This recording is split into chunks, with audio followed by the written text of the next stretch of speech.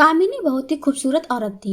उसे अपनी खूबसूरती पर बहुत घमंड था, लेकिन उसकी शादी बहुत ही साधारण दिखने वाले आलोकनाथ से हो गई थी, जिसे वो बिल्कुल भी पसंद नहीं करती थी। आलोकनाथ दफ्तर के मार्केटिंग विभाग में क्लर्क का काम करता था। महीने के 15 दिन वो टूर पर ही रहता। तनख्वाह भी ठीक थी, लेकिन कामनी की हर दिन नई नई फरमाइशों को पूरा करने के चक्कर में महीने के पहले हफ्ते ही उसकी सारी तनख्वाह खत्म हो जाती थी। एक दिन की बात है, सुबह का समय था। कामिनी बिस्तर पर लेटी हुई थी। तभी आलोकनाथ ने उसे जगाते हुए कहा, क्या बात है कामिनी, आज बहुत देर तक सोई हुई हो? अरे, जिसकी किस्मत ही सो गई हो वो जागकर क्या करे? क्या बात है, आज सुबह सुबह ही ताने? तो क्या चाहते हैं आप, सुबह सुबह आपकी आरती उतारना शुरू कर दूं या पैर दबाऊं? आलोकनाथ समझ गया कि कामिनी को कोई चीज चाहिए, क्योंकि जब भी उसे कोई चीज चाहिए होती थी वो इसी तरह का नाटक करने लगती थी। अरे, क्या चाहिए तुम्हें, बोलो ना। हाँ हाँ, बोल तो ऐसे रहे हो जैसे चांद तारे लेकर आओगे मेरे लिए। कितने दिनों से आपको सोने की रिंग के लिए बोल रही हूँ, लेकिन तुम तो एक कान से सुनकर दूसरे कान से निकाल देते हो। अब जितनी हैसियत है मेरी उतना ही तो कर पाऊंगा मैं, और अभी मेरा हाथ तंग है। 2-3 महीने रुक जाओ ना, फिर दिला दूंगा मैं। तो फिर मुझसे पूछते क्यों हो कि क्या चाहिए? जाइए अपना काम करिए, मेरे सिर में बहुत दर्द है। आलोकनाथ क्या करता, किसी तरह कर्ज लेकर कामनी के लिए रिंग ले आया, लेकिन कामनी बहुत ही लालची औरत थी। उसे हमेशा कुछ नया चाहिए होता था। इस बीच कामनी के पड़ोस में एक नया शादीशुदा जोड़ा अमन और सुप्रिया रहने के लिए आए। जब अपनी बड़ी सी कार में से अमन और सुप्रिया उतरे तो कामनी अपनी बालकनी में उन्हें घूरते हुए सोचने लगी, कितना हैंडसम लड़का है, क्या मस्त कपल है दोनों की, काफी अमीर भी लग रहे हैं दोनों। कितनी महंगी कार है इनकी, और एक मेरे पति हैं, ना शक्ल अच्छी है और ना ही कमाई। कामिनी को जब पता लगा कि ये जोड़ा बिल्कुल उनके बगल में रहने के लिए आया है तो वो उनसे दोस्ती करने के लिए मचल उठी। खास तौर पर अमन से दोस्ती करने की बहुत इच्छा थी। एक दिन वो उनके घर गई। उसने दरवाजा खटखटाया। दरवाजा अमन ने ही खोला। सामने से अमन को देखकर वो उस पर और भी लट्टू हो गई। जी, वो मैं आपके पड़ोस में रहती हूँ, थोड़ी चीनी चाहिए थी मुझे। जी, अभी देता हूँ। सुप्रिया, जरा कटोरी में चीनी तो ले आना। सुप्रिया चीनी लेकर आ गई। अमन ने उसे कामनी को देने को कहा। इस बीच कामनी की नजर अमन के घर पर थी। काफी महंगी और एंटी चीजों से सजा हुआ था उनका घर। जब सुप्रिया ने कामनी को चीनी की कटोरी दी तो उसकी नजर सुप्रिया के गले में पहने नेकलेस पर गई। उसने अंदाजा लगाया कि यह डायमंड का ही होगा। सुप्रिया और अमन दोनों ने कामनी को घर के अंदर आने को कहा तो उसने कहा कि फिर किसी दिन। कामिनी जब चीनी की कटोरी लेकर अपने घर गई तो आलोकनाथ की नजर उस पर गई। अरे, घर में तो इतनी सारी चीनी पड़ी है, फिर तुम पड़ोस से मांगकर क्यों ले आई? ये बात आपकी समझ में आ जाती तो आप अपने ऑफिस में क्लर्क नहीं होते। धीरे धीरे कामनी अमन और सुप्रिया से दोस्ती बढ़ाने लगी। जल्द ही वो उनका विश्वास जीतने में कामयाब हो गई। कभी कभी सुप्रिया किसी काम से बाहर गई होती तो वो सुप्रिया की गैर हाजिरी में भी अमन के पास चली जाती और उससे घंटों बातें करती। अमन हंसते हुए बोला, अरे बस करिए भाभी, आप तो हंसा हंसा कर जान ही ले लेंगी। अरे, ऐसा मत कहिए अमन, आपकी जान हमारे लिए बहुत कीमती है। हम तो आपके लिए अपनी जान भी दे सकते हैं। एक बार बोलिए तो। ये आप क्या कह रही हैं? अरे, आप तो सीरियस ही हो गए। अब आपकी भाभी को आपसे मजाक करने का भी अधिकार नहीं है क्या? इनडायरेक्टली वो अमन को कई तरह के इशारे भी करती और उसे अपने झूठे प्रेम जाल में फंसाने की कोशिश भी करती, क्योंकि उसे पता था कि अमन बहुत ही अमीर है और वो उसकी सारी ख्वाहिशों को पूरा कर सकता है। लेकिन अमन अपनी पत्नी से बहुत प्यार करता था, इसलिए वो कामनी की इन हरकतों का कोई जवाब नहीं देता था। एक दिन की बात है, कामिनी अमन और सुप्रिया से मिलने उसके घर गई। अरे आइए भाभी, हम आपकी ही बातें कर रहे थे। मेरी बातें? अरे, ये अमन तो हमेशा आपकी बातें करते रहते हैं। अच्छा, क्या कहते हैं अमन? यही कि आप बहुत अच्छी हैं, कितनी मजेदार बातें करती हैं। आपके जैसी पड़ोसी मिलना तो आजकल के समय में बहुत ही मुश्किल है। सुप्रिया के मुंह से अपने लिए अच्छी अच्छी बातें सुनकर कामनी मन ही मन बहुत खुश हो रही थी और उसे लग रहा था कि एक ना एक दिन तीर निशाने पर लग ही जाएगा। इसमें सुप्रिया के भाई की शादी तय हो गई। उसके मायके वाले उसे बार बार बुला रहे थे, इसलिए सुप्रिया को शादी के 20 दिन पहले ही जाना पड़ा।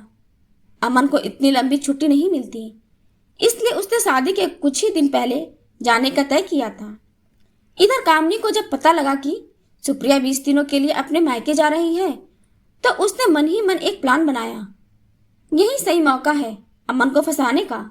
आलोक भी बाहर है और सुप्रिया भी अपने मायके गई हुई है। सुप्रिया को मायके गए हुए अभी 2 ही दिन हुए थे। रात को 9 बजे कामनी ने अमन के घर का दरवाजा खटखटाया। अमन ने जरा देर से दरवाजा खोला। क्या बात है अमन, बहुत देर कर दी दरवाजा खोलने में। अरे भाभी, वो किचन में रोटियां बना रहा था। आपको तो पता है ना, मुझे बाहर का खाना बिल्कुल पसंद नहीं है। अरे, तो मुझे कह दिया होता, मैं बना देती। लगता है आप मुझे पराया समझते हैं। अरे नहीं नहीं भाभी, ऐसी बात नहीं है। मुझे खाना बनाना अच्छा लगता है, लेकिन मुझे ये अच्छा नहीं लगता कि मेरे रहते हुए आप किचन में खाना बनाएं। कामिनी भले ही अपने घर में कम ही खाना बनाती थी, लेकिन यहाँ तो उसका मकसद कुछ और था। वो किचन में गई और उसके लिए फटाफट खाना बनाने लगी। उसने ना सिर्फ खाना बनाया बल्कि अमन को खिलाया भी। अब तो कामिनी सुबह शाम उसके घर आती और उसका खाना बनाती। अमन को कामिनी का यह स्वभाव बहुत अच्छा लगा। एक दिन अमन ने कहा, कामिनी भाभी, मैं आपको क्या कहूँ, सच में आप मेरी बहुत मदद कर रही हैं। नहीं तो खाना बनाना और ऑफिस भी संभालना सच में बहुत मुश्किल काम है। एक दिन की बात है, कामिनी सुबह सुबह अमन के घर आई। अमन को लगा कि हर दिन की तरह वो खाना बनाने आई होगी, लेकिन हर दिन वो 8 बजे के बाद आती थी, लेकिन आज तो 7 ही बज रहे थे। अरे अमन, वो क्या है ना कि आज मेरा शावर खराब हो गया है। बुरा ना मानो तो मैं आज तुम्हारे बाथरूम में नहा लूं। अमन ने हामी भर दी। इधर कामिनी तो किसी और फिराक में थी। उसने अमन के बाथरूम में कैमरा छिपाया और उसमें ऑटोमेटिक क्लिक बटन ऑन कर दिया। थोड़ी देर बाद वह जोर से चिल्लाई। अमन डर गया कि आखिर क्या हो गया। वो भागा भागा बाथरूम के पास गया। उसे देखकर कामिनी अचानक से उससे लिपट गई और उसे जोर से पकड़ लिया। अमन को समझ नहीं आ रहा था कि आखिर हुआ क्या है। इधर कैमरा अपना काम कर रहा था। कामिनी बहुत देर तक जब उससे लिपटी रही तो अमन को भी अब अच्छा लगने लगा था, लेकिन अचानक अमन को लगा कि उससे गलती हो रही है, इसलिए उसने उसे झटके से हटाया। ओह सॉरी अमन, वो क्या है ना कि नहाते नहाते अचानक पता नहीं कहाँ से 2 छिपकली बाथरूम में निकल आई। उसे देखकर ही मैं डर गई और जोर से चिल्ला पड़ी। अमन अब भी कामिनी से अपनी नजरें नहीं मिला पा रहा था। इधर कामिनी अपने प्लान में कामयाब हो गई थी। अमन के साथ उसकी सारी तस्वीरें कैमरे में कैद हो गई थी, जिसमें उन दोनों ने एक दूसरे को गले से लगा रखा था। अगले दिन वो सारी तस्वीरें अमन को लिफाफे में अपने घर के बाहर पड़ी मिली। उन तस्वीरों को देखकर उसका दिमाग झन्ना गया। तभी कामिनी वहां गई। उसके हाथ में भी एक लिफाफा था।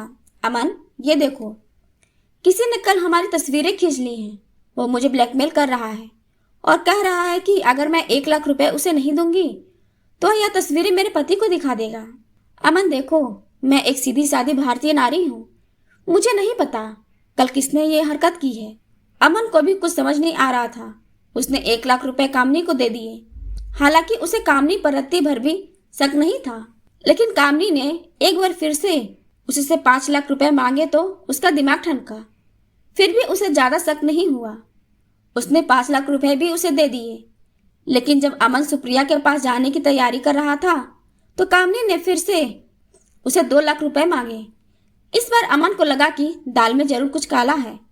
हालांकि गलती उससे भी हुई थी। अमन ने बहुत सोचा और उसने सुप्रिया से माफी मांगते हुए उसे सारी बातें बता दी। सुप्रिया उसी समय अपने मायके से अमन के पास लौट आई। उस दिन कामिनी जब शाम को 2 लाख रुपए लेने आई तो उसने सुप्रिया को देखा।